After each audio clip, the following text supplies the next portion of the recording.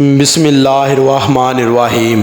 شروع کرتا ہوں اس بابرکت نام سے جو دلوں کے بیت خوب جانتا ہے۔ آج کا موضوع ہے حضرت ابوبکر صدیق رضی اللہ تعالی عنہ ایمان کیسے لائے۔ آپ فرماتے ہیں جب میں یمن میں اپنی خریداری اور تجارتی کام کر چکا تو رخصت ہونے کے وقت اس کے پاس آیا۔ اس وقت اس نے مجھ سے کہا میری طرف سے چند شعر سن لو جو میں نے اس نبی کی شان میں کہے ہیں۔ اس پر میں نے کہا اچھی بات ہے سناؤ۔ تب اس نے مجھے وہ شعر سنائے۔ اس کے بعد جب میں مکہ معظمہ پہنچا تو نبی کریم صلی اللہ علیہ وآلہ وسلم اپنی نبوت کا اعلان کر چکے تھے۔ فوراً ہی میرے پاس قریش کے بڑے بڑے سردار آئے۔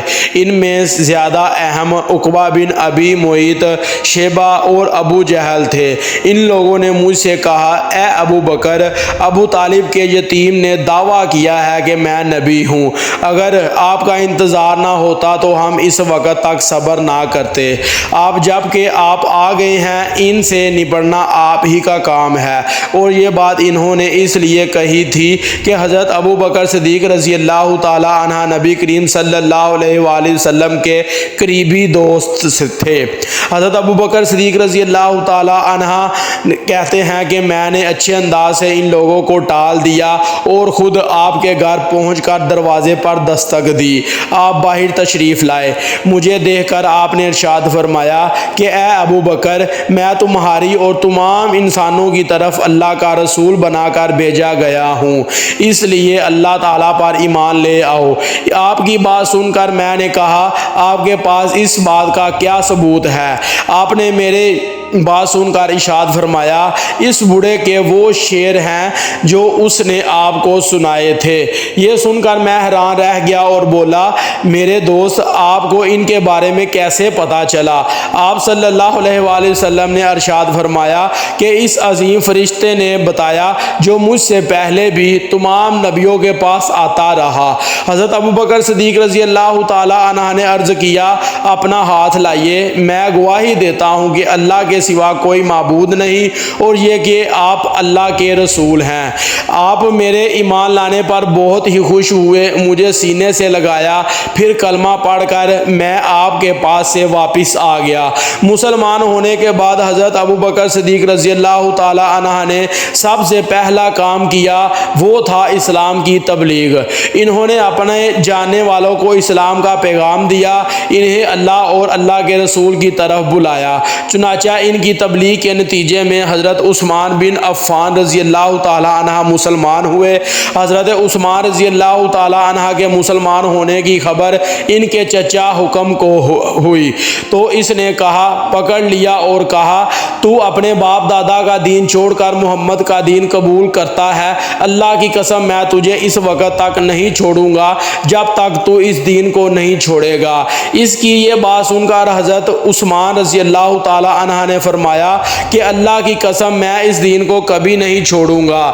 ان کے چچا نے جب ان کی بجتی اور ثابت قدمی دیکھی تو انہیں دھوئیں کے کھڑا کر کے تکلیف پہنچائی۔ حضرت عثمان رضی اللہ تعالی عنہ ثابت قدم رہے۔ حضرت عثمان رضی اللہ تعالی عنہ کی فضیلت میں ایک حدیث میں آیا ہے کہ نبی کریم صلی اللہ علیہ وآلہ وسلم نے فرمایا جنت میں ہر نبی کا ایک رفیق یعنی ساتھی ہوتا ہے اور میرے ساتھ وہاں عثمان بن عفان رضی اللہ تعالی عنہ ہوں گے۔ حضرت ابوبکر صدیق رضی اللہ تعالی عنہ نے اسلام کی تبلیغ جاری رکھی۔ آپ کی کوششوں سے حضرت عثمان رضی اللہ تعالی عنہ کے بعد حضرت زبیر بن العوام حضرت رضی اللہ تعالیٰ عنہ بھی مسلمان ہوئے۔ اس وقت ان کی عمر 8 سال تھی۔ اس طرح حضرت عبد الرحمن بن عوف رضی اللہ تعالیٰ عنہ بھی حضرت ابوبکر صدیق رضی اللہ تعالیٰ عنہ کی کوشش سے مسلمان ہوئے۔ جاہلیت کے زمانے میں ان کا نام احد القعبہ تھا۔ نبی کریم صلی اللہ علیہ وآلہ وسلم نے آپ کا نام عبد الرحمن رکھا۔ یہ عبد الرحمن بن عوف رضی اللہ تعالیٰ عنہ کہتے ہیں امیہ بن خلف میرا دوست تھا۔ ایک روز میں نے اس سے پوچھا کہ تم اس نام کو چھوڑ دینا جو تمہارے باپ نے رکھا تھا۔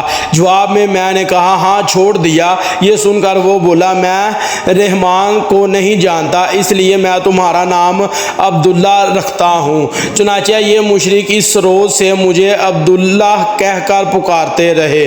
حضرت عبد الرحمن بن عوف رضی اللہ تعالی عنہ اپنے اسلام لانے کا واقعہ اس طرح بیان کرتے ہیں کہ میں اکثر یمن جایا کرتا تھا، جب بھی وہاں جانا اسکلان بن اوقاف حمیری کے مقام پر ٹھہرا کرتا تھا، اور جب بھی میں اس کے ہاں جاتا وہ مجھ سے پوچھتا کرتا تھا کہ وہ کیا شخص تم لوگوں میں ظاہر ہو گیا ہے جس کی شہرت اور چرچے ہیں؟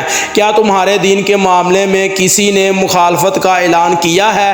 میں ہمیشہ یہی کہا کرتا تھا کہ نہیں، ایسا کوئی شخص ظاہر نہیں ہوا، یہاں تک کہ وہ سال آ گیا جس میں نبی کریم صلی اللہ علیہ وآلہ وسلم کا ظہور ہوا۔ میں اس سال یمن گیا تو اس کے یہاں ٹھہرا، اس سے یہی سوال پوچھا، تب میں نے اسے بتایا ہاں ان کا ظہور ہو گیا ہے، ان کی مخالفت بھی ہو رہی ہے۔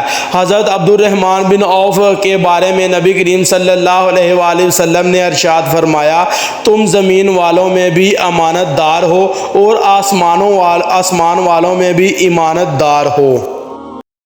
یہ تھی ہماری آج کی ویڈیو۔ اچھی لگے لائک اور کمنٹ کریں، ہمارے چینل کو سبسکرائب کریں اور ساتھ بیل آئیکن کو پریس کریں تاکہ ہماری ہر آنے والی ویڈیو کا نوٹیفیکیشن آپ تک پہنچ سکے۔ جزاک اللہ۔